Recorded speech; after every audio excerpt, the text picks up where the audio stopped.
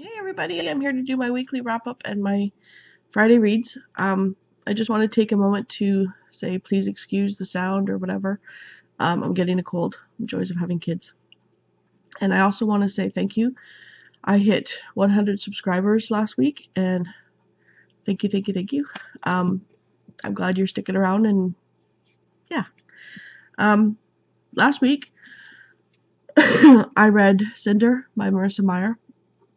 I absolutely love this. I don't know why it took me so long to get to it, but um, for those of you who don't know, it's about like a Cinderella retelling, only she is a cyborg. She's half human, half cyborg parts. Um, yeah, I really, really enjoyed it. I love the futuristic aspect of it, and I'm definitely going to be continuing on with that series. Then I went on to read You're Invited to a Creepover, Truth or Dare by PJ Knight. PJ Knight. It's a series of books, but unfortunately I think my library only has this first book. But it's about a group of 4 girls who have a sleepover, and it's a middle grade book. And things start happening like Abby, her cell phone was turned off and put beside her, and when she woke up, her cell phone was across the room turned on with a creepy message on it. She has a crush on her neighbor across the street who she used to hang around with, but now that they're older, they don't. And she starts getting messages, stay away from him and stuff like that. The only thing I did not, I think, well, first, Cinder I gave 5 stars to. This one I gave 4 stars to. I did enjoy it. It kept me engaged, which are what books are supposed to do. But the only thing I found is you never really know how old these kids are. Sometimes they act like they're in grade school, and sometimes they act like they're in high school. Or the writing style is like grade school and high school. So it was kind of, well, how old are they? But yeah, it was pretty good. The next book, my son had bought this book from his own money at a school fair, and so he wanted me to read it to him, and it was Garfield. Mother Garfield, and it's based on the new computer animated Garfield series. I've only caught a couple of episodes, but there's 3 stories in this book, and it's extremely short. It's graphic novel, obviously, but the pictures in it are just awesome. They're nice and bright. Yeah, so it's just a quick little, it only took me like 10 minutes to read it to him, so yeah.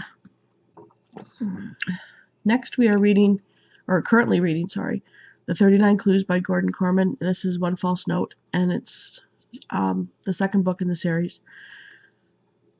Brother and sister are still searching for the family's clues to the big fortune treasure at the end.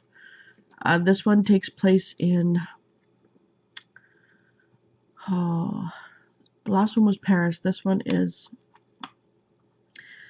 Austria and Italy. Those 2 places. It's pretty good. Everyone is different author. Like the first one was Rick Riordan, and this is Gordon Corman. So we'll see. And my current reads are Sid Vicious, No One is Innocent by Alan Parker. I can only read this when my husband's not here. And yesterday I was reading it, and I decided to put it down or put it away because it was getting close to time that he'd be home. And not 5 minutes later did he walk in the door.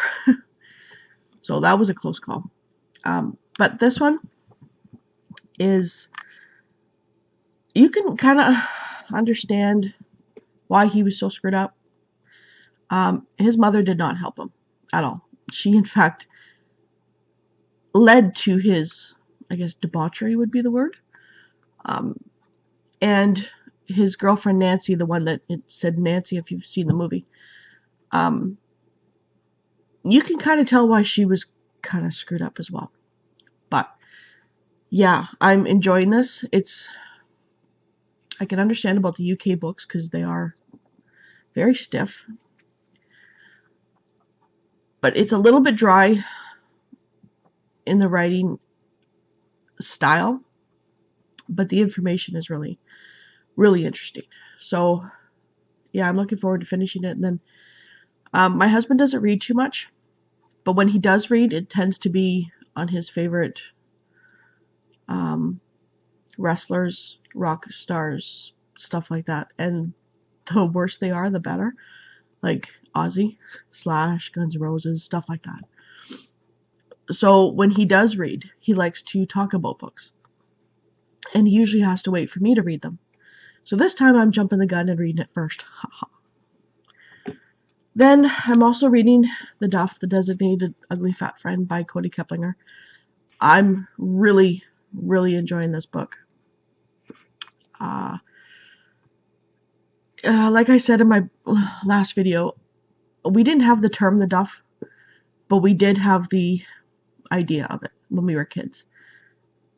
My friend was one size smaller than me, so I was considered the Duff, which I think is kind of rude because I have a bigger chest than she did.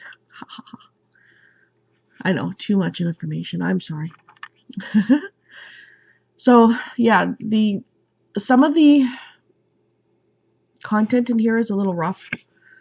Some of the words are a little vulgar, but yeah, it's kind of hitting a spot with me. So it's definitely a 5-star read for me.